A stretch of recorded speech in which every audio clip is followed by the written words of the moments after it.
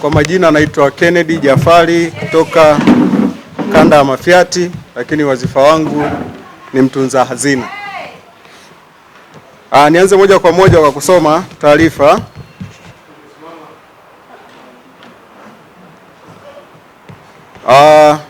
Taarifa inasema uendeshaji mbovu wa ofisi ya bodaboda. Ofisi haifanyi mkutano kwa kutofuata katiba. Hatujafanya mkutano mkuu. Mkutano wa mwisho ulifanyika tarehe 9 mwezi wa 7 2024. Mpaka sasa hakuna mkutano uliofanyika. Uandaaji wa mikutano inapatikana katika kipengele cha 10(1), 8(0) mpaka 4, 12, 12(4). Lakini wito wa mikutano, katiba inapatikana kipengele cha 10(0) na 6(2)(c). Ajenda za mikutano katika katiba inapatikana kipengele cha 10(1), lakini idadi ya mikutano katika katiba inapatikana kipengele cha 10(0). Utunzaji wa mali za chama usiofuata katiba. Fedha za chama hazikai benki au kwa muazina. Katika katiba kipengele 6(2), 12(5), 15(0) mpaka 5 inaeleza katiba hivyo. Lakini utatuzi wa migogoro usiofuata katiba, kuna migogoro ya kanda ya Mafiati, kuna mgogoro kanda ya Uyole, kuna mgogoro stendi kuu na kanda ya Iyunga iliyosababisha kujigawa. Kuna watu waliotishwa kukimbia mji, mfano Paulo Christopher ambaye alikuwa mwenyekiti mstaafu SAI, Agustino Mnyeka ambaye alikuwa ni katibu msaidizi jiji. Katika katiba inapatikana kipengele cha 4(0)(d), migogoro ya ofisi kuu 13(4)(c), 15(0) mpaka 11, lakini migogoro ya kanda 13(4)(a) na b, migogoro ya wanachama 13(4)(a) na b, 15(0) mpaka 11. Ofisi huendeshwa bila makatibu kuanzia mwaka 2024 mpaka 2026 katika katiba kipengele 12(0) na 12(4). Kutoitisha uchaguzi mkuu. Uchaguzi mkuu wa jiji kikatiba ilitakiwa ufanyike mnamo tarehe 5 mwezi wa 8 2025, lakini haukufanyika. Hivyo basi viongozi waliopo hawana sifa za kuwa madarakani. Katika katiba kipengele cha 12 inaeleza hivyo. Lakini ufunguaji wa kundi la mtandao wa kijamii yani WhatsApp halijakaa sawa. Ombi, ofisi ya mkurugenzi wa jiji, ofisi mkuu wa wilaya, ofisi mkuu wa polisi. Ombi, tunaomba mtusaidie kuwaondoa viongozi wa jiji ili kunusuru umoja wetu wa bodaboda. Naitwa Elia Kivamba, ndo nilikuwa mwenyekiti wa kanda stendi kuu Kadege. Huyu mwamba, umoja wetu wa bodaboda umepotea. Na umepotea saa kwa sababu gani wazee? Kiongozi ofisi kuu ambao ni viongozi wa jiji ndio wanaopoteza umoja wa bodaboda. Na mpaka sasa tumepotea kabisa. Katiba yetu kama wanavyoongea kwa miezi mitatu tunakaa kikao. Kila baada ya miezi mitatu tunakaa kikao. Lakini tuna miaka miwili hatujawahi kaa kikao chochote kile. Ofisi imekuwa kama ni ya mtu binafsi mmoja tu. Ofisi ya bodaboda jiji la Mbeya. Yaani tumepotea, hatuna hata kupelekea. Kwa hiyo tulikuwa naomba ombi kama serikali inatusikia, watupe msaada wa kutusaidia. Tumepotea sana.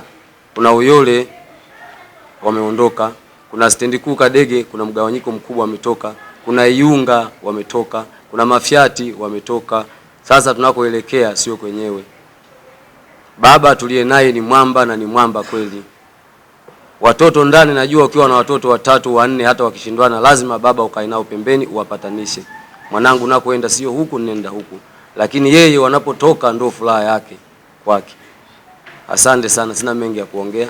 Kwa mwenyekiti wa jiji pamoja na makamu wake ndio wanaloleta shida hizi. Alafu wanatishia sana. Yaani bodaboda imekuwa kama ni za kwao sasa. Jiji limekuwa kama ni la kwao. Hawana mtu yoyote msaidizi. Ameingia katibu mkuu amemtoa, msaidizi wamemtoa, wamebaki wawili tu ambaye ni mwenyekiti wa jiji na makamu wake. Kwa hiyo tunaomba msaada, kama kuna serikali inaona hivi tusaidie. Tumelia sana kwa miaka kama 2 tunafunga sasa hizi. Tumeenda kwa RPC, tumeenda kwa DTO, wote hakuna msaada tuliosaidiwa. Boniface Samson Mwazembe. Pia ukiingia YouTube Boniface Mwazembe mwimbaji. Kwa hiyo kitu ambacho nataka nigusie ni sehemu 3. Kwanza nataka nigusie sehemu ya sherehe yetu tuliopiga bajeti tathmini kwamba ng'ombe 4 na vyakula tukapiga hesabu. Mpaka leo haijulikani kwamba tulitumia shilingi ngapi na hela ilienda wapi. Kwenye hiyo sherehe tulipewa milioni 5, haijulikani mpaka leo ilifanya kazi gani. Zote hizo hapo ni vitu ambavyo inatakiwa tufikirie mpaka tunafika huku. Hivyo vitu ni vya kwetu sisi, tuna uwezo wa kuvidai na vikaja. Jambo la pili, nafikiri wote tunakumbuka kuna ofisi tulijenga pale airport. Ile ofisi haiendani na thamani tuliambiwa milioni 16. Lakini ukija kuiangalia ile ofisi imejengwa katika hali ya mabanda tu ya mbao. Kwa hiyo milioni 16 sidhani kama pale inafika kwa wale wajenzi wanaojua. Alafu kitu cha 3, najua huyu ndugu yetu huyu bwana huyu, mimi mwenyewe nishakorofishana naye kwa sababu ya kuuliza pikipiki. Pikipiki za kwatulia. Tuliambiwa pikipiki kila kanda itapewa pikipiki moja. Paka leo sidhani hata kama kuna mtu alishaona kwamba kuna tofauti ya aliko kwamba kwenye pikipiki alishawajaji hilo. Paka nikaanza kutafutwa mimi. Ashukuru tu ni mwenyekiti wangu wa kanda yangu ya Kabwe. Amshukuru sana yule. Mimi nilimwambia kabisa ukitaka kunitafuta wewe nitafute. Ila mimi tutajuana huko mtaani. Sasa hatukutaka tufike huko. Mwenyekiti wangu akanirekebisha tukakaa vizuri. Ila kiuhalisia tulipofika hapa leo, tukumbuke tulioanza bodaboda toka 2009 mpaka leo hii hapa tupo kwa sababu ya umoja. Leo hii hapa watu wanapata matatizo huko. Mafiati walikuwa wamefiwa juzi. Lakini ukija kuangalia kutokana na umoja ulivyovurugika mpaka leo hii hapa unaona kabisa hata ukiwaangalia hapa wana sura ambazo wanaongea hapa wana uchungu wao ndani yao. Kwa hiyo hata wewe ambaye haijakukuta sijui unaona kama tunaongea bla bla, jiangalie na jirekebishe. Tutengeneze umoja ulio salama, tusimame kama tulivyokuwa mwanzo, tukae kama tulivyokuwa mwanzo. Tukikutana barabarani tusaidiane. Sasa hizi tukikutana barabarani kwa sababu ya aliko, ukimkuta mwenzio hata kama mafuta yamemkatikia, unataka kumpita kwa sababu gani? Ya aliko. Kwa hiyo tusifike huko jamani, turekebishane kwa sababu kila mmoja ana thamani mbele ya Mwenyezi Mungu. Sio hapa tu tunapoongea kusema tulitengeneze. Wewe ni wa thamani, una familia yako. Kwa hiyo anapokutishia basi tuhesabie kama tumetishiwa sisi wote. Sawa? Kwa hiyo ndugu zangu, kwa majina naitwa Athmani Salumu na ndio mwenyekiti wa kanda ya Mafiati. Tumekuja hapa leo ndugu zangu, ombi letu kubwa kwa serikali ituangalie, itusaidie, iangalie kwenye umoja huu wa bodaboda. Huku chini kuna vitu ambavyo yani maana yake ni kwamba tunaoneana sana. Yani kifupi ni kwamba tunaoneana sana. Nikikumbuka toka umoja wa bodaboda toka umeanza, tulikuwa na umoja ambao umeshiba, umoja wenye ushirikiano. Hata siku moja bodaboda kwa bodaboda hajawahi kugombana. Bodaboda kwa bodaboda kote nchini sisi ni ndugu. Lakini kwa maisha ambayo tunaishi saa hizi yani yanasababisha tufanye kwamba bodaboda kwa bodaboda tuwe ni maadui. Lakini hiki chote ni kwa sababu ya mtu mmoja ambaye ni mwenyekiti wa jiji, kwa sababu ni binafsi sana. Mwenyekiti wa jiji nikikumbuka hapo nyuma toka migogoro imeanza, migogoro ilianzia kwenye ujenzi wa jengo ambao tulikubaliana tuchange 2002 kwa bodaboda jiji lote la Mbeya. Tujenge ofisi yetu. Tukafanya hivyo, tukachanga awamu ya kwanza 2002, tukachanga awamu ya pili 2002, tukachanga awamu ya tatu. Lakini kilichotokea baada ya hapo, zile fedha baada ya kukusanywa hazikufanya kazi yoyote. Lakini kila tukitaka kuhoji, mwenyekiti anakuwa ni mkali. Kila tukitaka kuhoji, mwenyekiti anakuwa na vitisho vikubwa. Kwa hiyo sasa baadaye ikapelekea ile hela ikapotea. Manake matumizi yake hatukuelewa kabisa.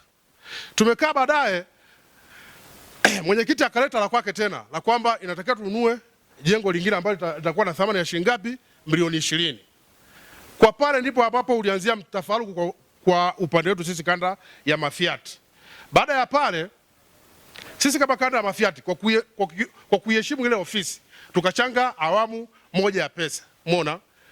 Manake palikuwa na awamu 5. Baada ya kuchanga ile awamu tukaona kwa sababu fedha za kwanza zililiwa, tukaona tukae kikao tuulize kwamba kama tunachanga hizi pesa zile za mwanzo zimefanya kazi gani? Hicho ndio kikawa chanzo cha kukosana sisi na mwenyekiti ambayo ni Aliko. Ndugu zangu au serikali, sisi bodaboda huku chini tunaumizana sana. Tunaumizana kwa sababu mwenyekiti ambayo yuko madarakani Bwana Aliko Fwanda, huu umoja wa bodaboda jiji ameuweka kama ni umoja wa kwake binafsi. Manake yani ni mwenyekiti ambaye hataki kuhojiwa, yani hataki kuchukua maoni yoyote kwa wanachama wake, manake ni mbabe. Sasa huku tunakoelekea kunakuwa ni kubaya zaidi. Kwa hiyo sasa, ndugu waandishi wa habari, sisi tumeitana hapa kwa ajili ya kunusuru umoja wetu. Maana yake tunataka turudi kwenye umoja ule ambao ulikuwepo ni mwanzoni, ambao ulikuwa hauna makandokando yoyote. Tumefanya hivi malalamiko yetu tumeyapeleka sehemu nyingi sana. Tumepeleka malalamiko kwa RPC, tumepeleka malalamiko kwa mkuu wa wilaya, tumepeleka malalamiko kwa mkuu wa mkoa, tukapeleka malalamiko kwa mkurugenzi wa halmashauri ya jiji. Lakini hizo sehemu zote hakuna sehemu ambazo hili jambo letu limefanyiwa kazi, ila isipokuwa tu pale kwa mkurugenzi wa halmashauri, angalau penyewe tumewahi kuitwa hata mara 2 kwa ajili ya hili jambo. Kaeli Mwashilindi, kituo changu ni Mafiati. Kwanza ninashukuru kwa kikao hiki. Nashukuru viongozi wangu wa kanda Mafiati. Nashukuru kwa viongozi wa kanda zote ambazo tumeshiriki kikao hiki. Lakini pia nashukuru kwa viongozi wa vituo vyote ambao tumeshiriki kikao hiki. Lakini pia nashukuru kwa ajili ya waandishi kwa nafasi zao zote walioshiriki katika kikao hiki. Asanteni. Tunazo changamoto nyingi. Sisi ni bodaboda jiji la Mbeya. Changamoto tulio nayo ya kwanza, ndugu yetu Bwana Aliko Fwanda, umoja wa bodaboda mpaka naingia hakukuta umoja umetereka kama hivi alivyoweka sasa hivi. Sisi bodaboda tulikuwa na umoja, tulikuwa tunashikiana vizuri kabisa. Lakini mpaka sasa tumepewa dakika 2. Mpaka sasa tulipofikia, huyu bwana ametutenga.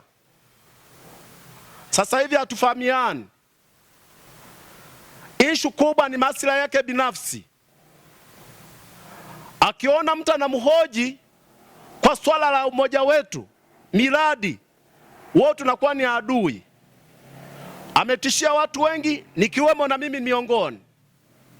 Lakini tumechukua hatua kama kituo cha Mafiati, lakini pia tumechukua hatua kama kanda Mafiati. Tumezungumza na RPC. Tunashukuru RPC alitusikiliza vizuri. Alimpa onyo na aliyemwambia nenda katengeneze kanda Mafiati. Lakini huyu bwana alichokifanya, kwanza ninawapa pole viongozi wa kanda zote, kwa sababu taarifa alizokuwa nawapa zilikuwa za kihuni. Na ninaombeeni viongozi wa kanda na vituo vyote mlioshiriki hapa, tunahitaji unafiki usiwepo. Hapa tulipofikia ni unafiki. Aliko uwezo wake ni mdogo sana, hawezi kutuburuza sisi hapa. Uwezo tulichosababisha ni viongozi wa kanda na wanachama tuliopo hapa. Unafiki. Tunashindwa kutetea haki. Kwa nini? Amenitishia, alikuwa anasema nikitoka Uyole ninapoenda kwenye kituo changu Mafiati, huyu jamaa atanizuia hapo Ilomba, atanikata kichwa. Kwa bahati mbaya kwenye mitandao ninyi mlikuwa mnaona WhatsApp huko, ananipiga picha, nilimpeleka. Sasa mjue kwamba nilipeleka kwa RPC na alionywa na alitakiwa awekwe ndani, ili hakuambia. Nashukuru baada ya hapo yale yote yalikuwa yanatokea, tukidai kitu haki zetu kwenye jiji. Matukio yalikuwa yanafanyika. Vijana wetu 4 wamepigwa pale, wamepigwa na kupora pikipiki zao. Tulipopelekwa kwa RPC kwamba huyu jamaa tunapodai haki zetu kuna watu wanapigwa. Kwa mara ya mwisho kituo cha Nzovwe pale polisi mwenzetu alichoma kisu. Tukasema RPC huyu jamaa anajivunia uongozi na matukio yakifanyika anasema hasa hebu tuone wafanye wao wenyewe. Tunaomba hila tupe majibu leo. Mwenzetu amechoma kisu. Anafahamu aliyomchoma na ametumezika. Ndugu zetu wa Mafiati hapa wamepigwa pikipiki 4, wote wamezinduka ndani ya wiki 2. Wako rufaa. Huyu jamaa anajiproud kwenye mitandao. Tulitegemea kwamba viongozi wa kanda na wanachama mliopo hapa mungekuwa mnastuka. Huyu jamaa mpaka sasa hivi amepotea. Sisi kama Tamuko kwenye kituo cha Mafiati na kanda Mafiati, sisi alikuwa hatuhitaji mazungumzo yote kwamba awepo kama kiongozi, kwa sababu uchaguzi ulitakiwa kikatiba ufanyike tangia mwaka jana. Kwa kumpendelea sana tungefanya mwezi wa 8. Hebu tuambie leo mwezi tunatafuta mwezi wa 2. Tarehe 29 leo hii. Muna taarifa yote ya uchaguzi? Utakuta kuko kimya. Yeye amepewa ni mfalme wa kuongoza milele. Ni kwa sababu ya sisi wenyewe viongozi wa kanda na sisi tuliopo hapa. Tusiwe nafiki. Tusiwe nafiki. Sisi kanda yetu ya Mafiati tuko vizuri, na kanda zingine ambao mmestuka sasa hivi tunawashukuru sana. Na Mungu awabariki sana. Lakini tunaomba msimamie haki. Hatutaki vitisho. Aliko muda wake umeisha. Tunahitaji uchaguzi ufanyike. Gurudumu la bodaboda lisonge mbele. Miradi mingi serikali inatamani kutusapoti, lakini wanashindwa waingilie wapi? Amani na Aliko hatukuwachagua wao, tulichagua katibu, mwazina na makamu wake. Leo hii katibu kawaida, kiongozi kiona katibu amejiuzuru, hebu jiulize, itisha kamati yako, kwa nini huyu amejiuzuru? Sasa ninyi viongozi wangu wote wanachama mko hapa mkakaa kimya.